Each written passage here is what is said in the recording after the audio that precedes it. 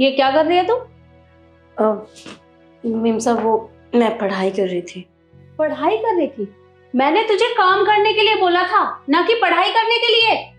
Meme साहब मैंने घर का सारा काम कर लिया, खाना बना लिया, बर्तन साफ कर दिए, पूरा किचन साफ कर दिया। अभी मेरे पास टाइम था तो सोचा पढ़ाई कर लेती हूँ। क्या मैं तुझे यहाँ पढ़ाई करने के पैसे देती हूँ? तू यहाँ काम करने के लिए आती है, तो तेरी हिम्मत कैसे हुई यहाँ पढ़ाई करने की? दिखा दो जरा, किस चीज की पढ़ाई चल रही है तेरी? मैं यूपीएससी की तैयारी कर रही हूँ। यूपीएससी की तैयारी? और तुम जैसे लोग करेंगे? तुम जैसों की औकात भी है जो यूपीएससी की तैयारी करेंगे? अरे यूपीएससी की तैयारी करते हैं हम जैसे अमीर लोग, जैसे कि मेरी बेटी कर रही है। और तूने ये सोच भी कैसे लिया कि तू यहाँ हमारे घर में यूपीएससी की तैयारी करेगी और मैं ऐसा होने दूंगी? मीम साहब छोटा मुंह बड़ी बात, माना हम गरीब लोग हैं, पर क्या हम पढ़ाई नहीं कर सकते?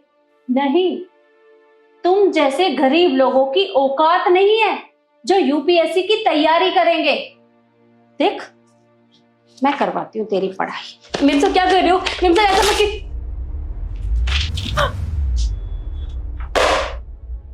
और खबरदार, जो आज के बाद मेरे घर में तूने पढ़ाई की तो अब निकल यहां से। यहां काम करने आने की कोई जरूरत नहीं है तुझे।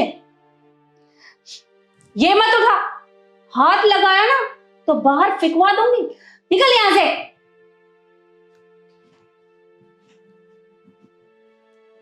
ये करेंगे यूपीएससी की तैयारी, मैं करवाती हूं।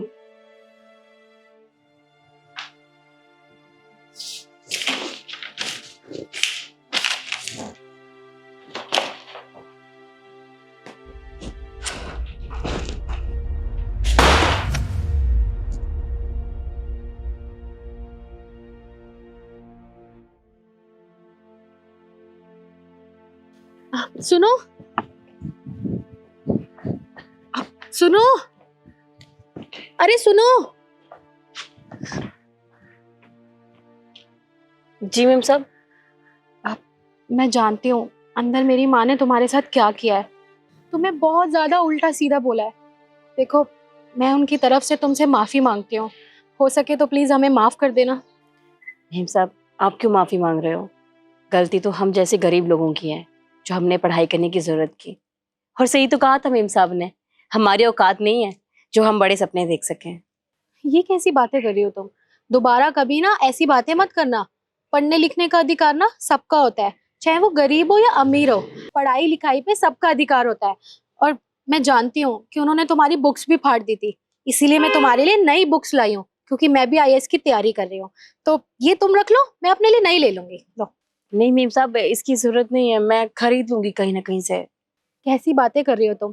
मैं तुम्हारी बड़ी बहन हूँ, मुझे तुम अपनी बड़ी बहन समझ सकती हो। और बड़ी बहन छोटी बहन की मदद करती है, ठीक है? तो तुम ये रखो। मीम साहब आप बहुत अच्छी हैं।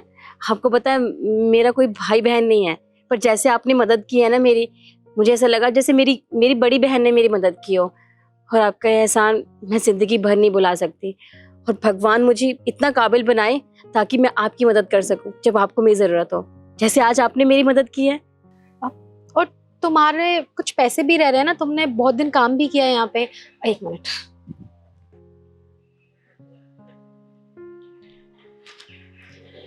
ये लो, ये पैसे तुम रखो। और आज के बाद किसी भी चीज की जरूरत होगी ना तो बेझिझक अपनी बड़ी बहन के पास आ जाना, मैं तुम्हें सब कुछ लाके दूंगी। मेम साहब पर आपने किताबें दे तो दी, मुझे इन पैसों की जरूरत नहीं है, आप रख लीजिए। चुपचाप ये पैसे रख लो। अब अपनी बड़ी बहन से भी जिद करोगी क्या? रखो और घर जाओ और अपने एग्जाम्स की प्रिपरेशन करो। जी शुक्रिया। अब तुम जाओ और अपनी पढ़ाई की तैयारी करो। जी।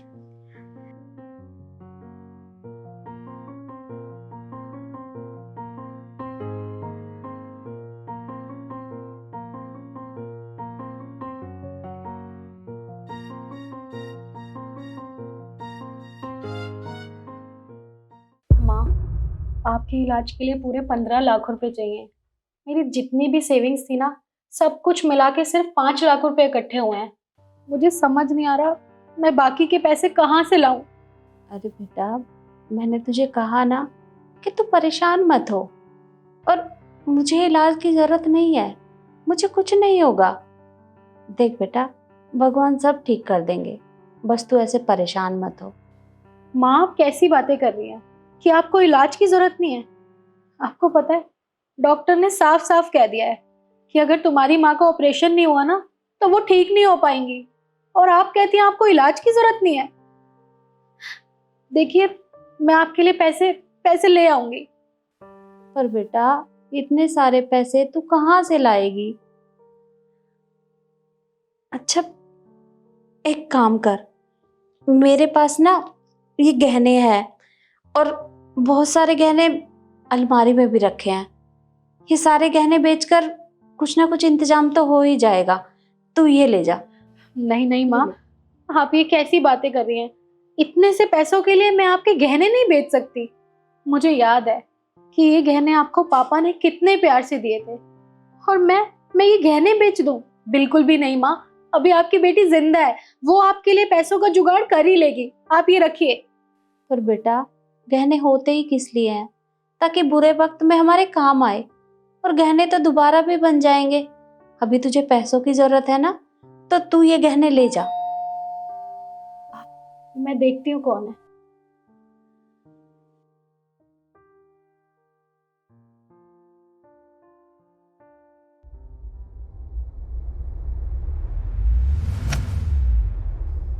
अरे शांति, तुम यहाँ कैसे? नमस्ते दीदी। नमस्ते। अरे वाह क्या बात है, तुम तो पूरी चेंज हो गई हो। सही है। बदलूंगी क्यों नहीं, क्योंकि मैं आईपीएस ऑफिसर जो बन गई हूँ। तुम आईपीएस ऑफिसर बन गई? चलो शुक्र है, तुमने मेहनत जो की थी, और मेहनत का फल तो मीठा ही होता है। नहीं मेम साहब, ये सब आपकी वजह से हो पाया है। आपने मेरी इतनी मदद की, मुझे किताबें दी, मुझे आगे बढ़ने के लिए मोटिवेट किया। हर कोई ऐसा नहीं कर सकता जो आपने मेरे लिए किया है, इसीलिए इसका सारा क्रेडिट आपको जाता है। देखो तुम बहुत अच्छी हो, इसलिए सारा क्रेडिट मुझे दे रहे हो, लेकिन असली क्रेडिट ना तुम्हें ही जाता है, क्योंकि सारी मेहनत तुमने ही की है। मैंने तो बस तुम्हें मोटिवेट किया था कि तुम जो करना चाहती हो बस उस पर फोकस करो, दुनिया की बातों को छोड़ दो। और देखो आज तुमने वो मुकाम हासिल कर ही लिया जिसके लिए तुमने इतनी मेहनत की, लोगों की गालियां खाई हैं। जी वैसे दीदी बड़ी मेम साहब कहाँ है? वो अपने रूम में आराम कर रही हैं। अच्छा ठीक है, मैं बड़ी मेम साहब से बाद में मिल लूंगी। वो क्या है ना, मुझे जरूरी काम के लिए अभी ऑफिस जाना है, तो इस वजह से। हाँ हाँ, अब तो तुम बाद में ही मिल लोगी। अब इतनी बड़ी ऑफिसर जो बन गई हो, टाइम कहाँ होगा तुम्हारे पास? जी आप तो जानते ही हैं, सरकारी काम होते ही ऐसे हैं, अगर टाइम से पूरा ना करें तो बहुत दिक्कत हो जाती है। और हाँ, ये मिठाई मेरी तरफ से। ठीक है, मैं चलती हूँ। और हाँ, बड़ी मेम साहब को मेरा नमस्ते जरूर बोलिएगा। ठीक है, मैं बोल दूंगी।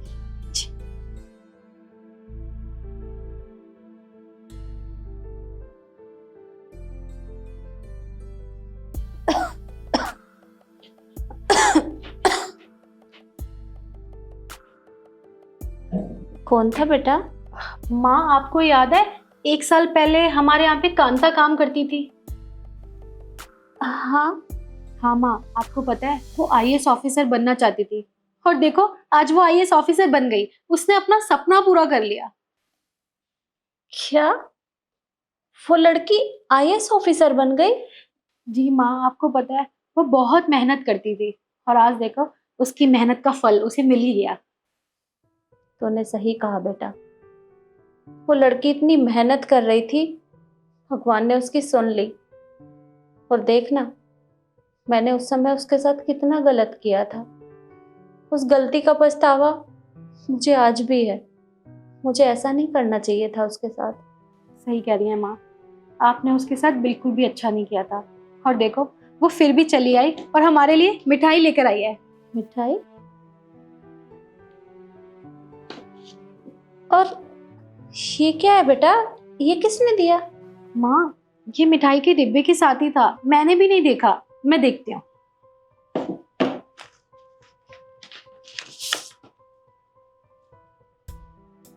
माँ ये तो पूरे 10 लाख का चेक है, लेकिन शांति को कैसे पता चला कि हमें इतने सारे पैसों की जरूरत है?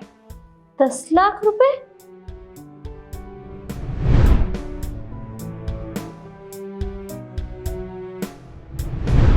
अब समझ आया मुझे।